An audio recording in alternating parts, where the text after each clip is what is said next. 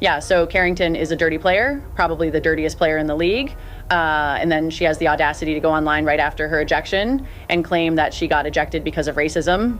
She definitely learned well from Angel Reese. Whenever something goes against you, just pull out that race card. DiJonai Carrington was just ejected after a brutal Flagrant 2 foul on Sophie Cunningham. But somehow, that was only the beginning of the controversy.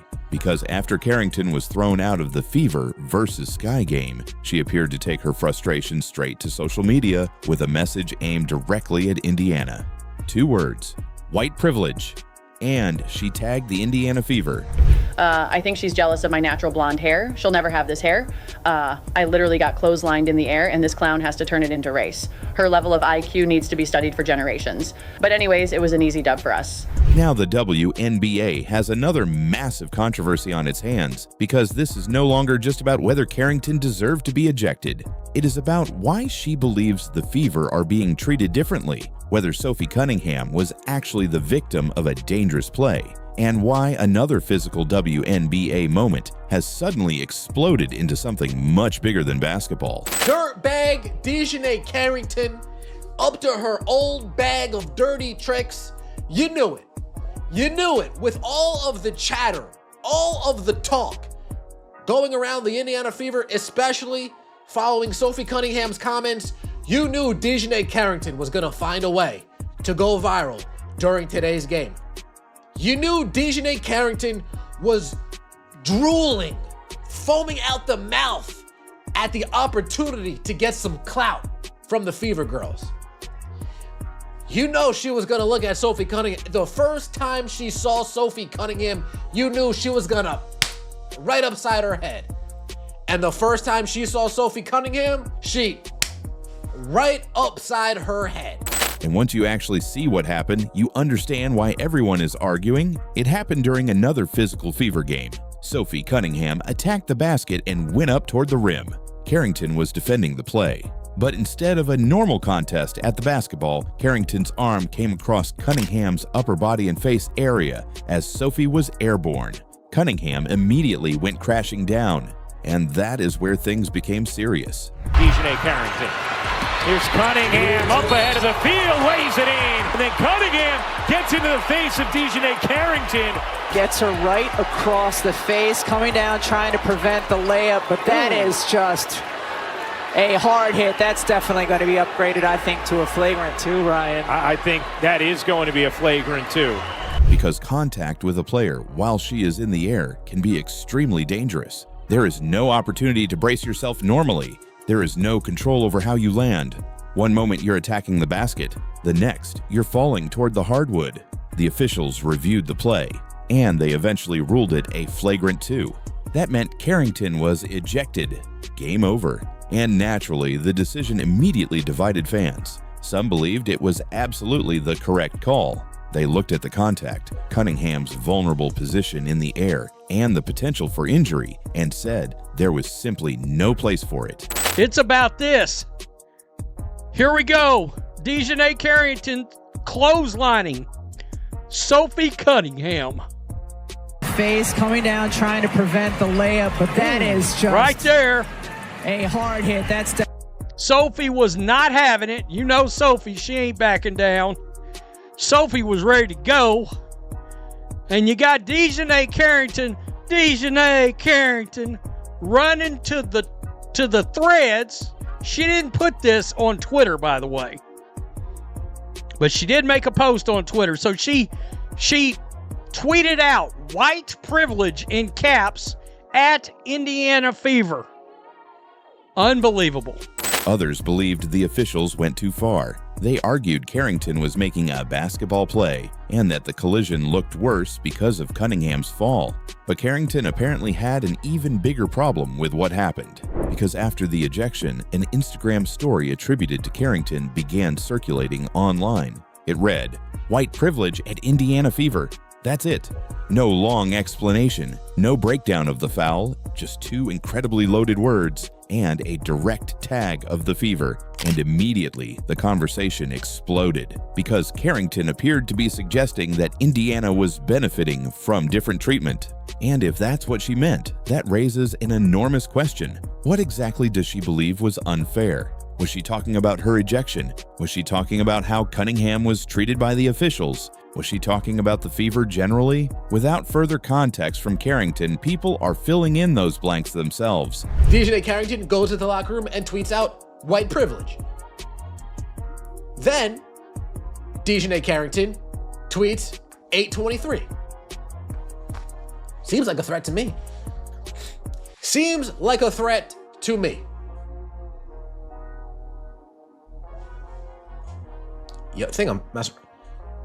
Sophie Cunningham said what she said. Quote, "I said what I said." And these ladies in the WNBA, if I can call them that, I don't know what they all identify as, but these ladies in the WNBA, it's open season on her head. And I am 99.9% sure the only person that walked into that building with an inkling that something was gonna happen, that DiJonai was gonna try to clout chase, that Natasha Harron was gonna try to clout chase, the only person with enough brains and enough maybe street sense, street smart, was Sophie Cunningham.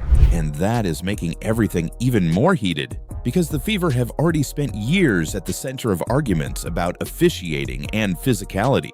Caitlin Clark has repeatedly been involved in controversial moments. Sophie Cunningham has developed a reputation as one of the teammates most willing to stand up during physical games. And Carrington herself has history with Indiana.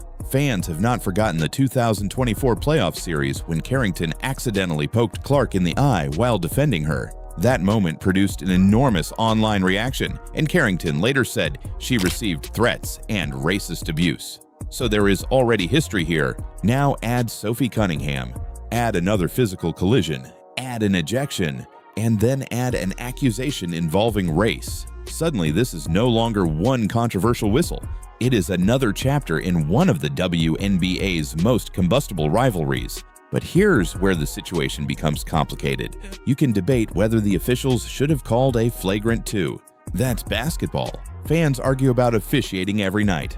But the officials were also dealing with a specific play. Cunningham was airborne. There was significant contact. She crashed to the floor. The officials reviewed it and made their decision. If Carrington believes that decision represents a broader double standard, people are going to want to know exactly what evidence she is pointing toward. Because once you use the phrase white privilege, the conversation immediately becomes bigger than basketball. And that is why the reaction has been so intense. Some fans believe Carrington is calling attention to something they have argued for years, that race can influence how WNBA players are discussed, marketed, and perceived. Others believe Carrington is avoiding responsibility for a dangerous foul by turning an officiating decision into a racial controversy. Those are completely different interpretations, and social media is now fighting over both. Meanwhile, Sophie Cunningham is once again standing directly in the middle of the chaos. And that is becoming almost normal. Sophie has already become one of the most polarizing players in the WNBA. She plays physically, she talks openly, she defends her teammates. And recently, controversy seems to follow her everywhere. But this time, Sophie didn't need to say anything. The image of her being hit while attacking the basket did the talking. And Carrington's apparent response poured gasoline on everything. Because imagine the reaction if Sophie had avoided injury by inches. That is exactly why officials are supposed to take airborne contact seriously. A player does not need to suffer a serious injury before officials can decide a play was dangerous. The punishment is supposed to prevent that outcome. But Carrington clearly appears to believe there is another side to the story. And now the pressure may shift toward the league. Does the WNBA address the post? Does Carrington explain exactly what she meant? Does Sophie Cunningham respond? Does Indiana stay completely silent? Because every option creates another headline. And there is something else worth watching. How will officials handle Carrington and Cunningham the next time they share a court? Players remember these moments. Fans definitely remember them. And every future collision between these teams will now be viewed through the lens of what happened here. That is what makes this bigger than one flagrant 2. The foul lasted seconds. The review lasted minutes, but the argument could follow these players for the rest of the season. And once race, officiating, and player safety become tangled together, there are no easy answers. Carrington supporters will say she is speaking about a bigger issue. Her critics will say the video shows exactly why she was ejected. But there is one thing both sides probably agree on. This rivalry just became a whole lot more personal. Because Sophie Cunningham hit the floor, DiJonai Carrington got thrown out. And instead of ending there, 2 words turned one basketball foul into another WNBA firestorm. Now everybody is waiting to see what happens next. I'm gonna make this very simple for you, Dan. Men should not play sports against women. I'm not gonna get into all the bullshit that's going on out here in the world today. If anybody think that, I think they're stupid. I'm not, like I say, I support the gay community 100%. I support the transgender community 100%. But I do not, under any circumstances, under zero, think that men should play sports against women. And if anybody have a problem with that, they're gonna have to get over it, because I'm not gonna change. I just think it's wrong, period. The WNBA just found itself at the center of one of the biggest internet firestorms the league has ever seen. A document claiming to be a DNA test suddenly exploded across social media. The image spread everywhere. Headlines started appearing. Millions of people began arguing. And one phrase dominated the conversation: DNA proof. Is Brittany Griner a man or a woman? Her voice is crazy. Is it? I haven't heard it. It's a man's voice. Different and special for you? I mean, one just... Holy shit. Ever heard her talk? Hosting here in Phoenix. Crazy. And Y'all should let me out of prison in Russia, because I was just smoking that. Amazing. I mean, last night was motherfucking time. Some people instantly believed it. Others called it fake within seconds. But regardless of whether the document was real, one thing became impossible to ignore. The internet had turned Brittany Griner into the center of another massive controversy. And this time, the debate had grown far beyond basketball. I'm just letting you know that's not a dude. There's probably one other job that you're about to get into that is really hard and really scary. You're about to be a mom. How is that feeling? Pops. Oh, let me get it together. Pops. About to be a pops. I mean, that's how you know she's not a dude. She went with it. She said, A real dude would have been like, mother, are you okay? Before we continue, let me know what you think. Should every professional women's sports league require biological sex verification before competition? Comment yes or no below, because this debate is becoming impossible to avoid. The controversy began when an image claiming to be a DNA report started circulating online. The document appeared official. It contained genetic markers, percentages, laboratory formatting, even signatures. To many viewers, it looked convincing.